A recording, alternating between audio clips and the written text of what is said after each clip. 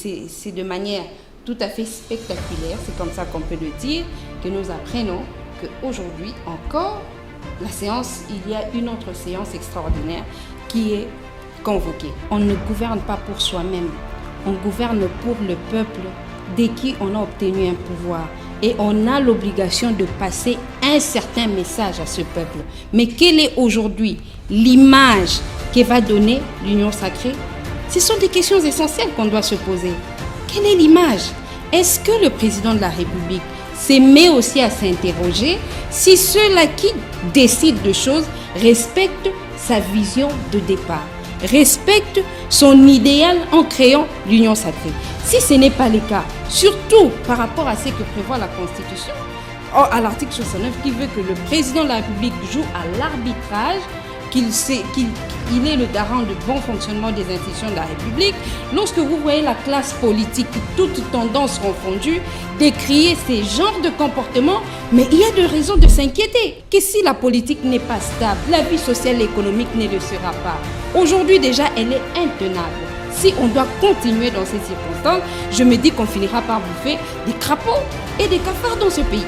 Au nom de quoi se donne-t-on le pouvoir de considérer la République démocratique du Congo comme son digablo?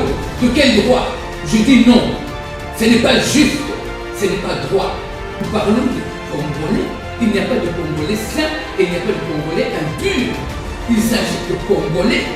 Mais il y a des griefs à charge. Quel grief? On a parlé de détournement des deniers publics.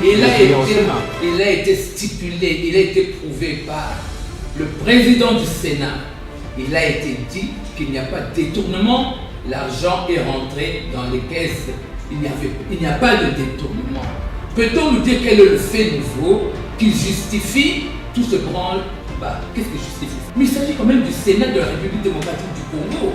C'est le Sénat de 90 millions de Congolais. C'est le Sénat, c'est notre Sénat qui a été mis en place par les assemblées provinciales, n'est-ce pas? Ils sont quand même l'émanation du peuple congolais.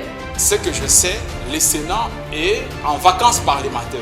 Mais apprendre qu'il y a un bureau d'âge qui venait d'être installé par le secrétaire général du Sénat, excusez-moi comme juriste, je donne un point de vue comme légaliste, ça c'est de la barbarie.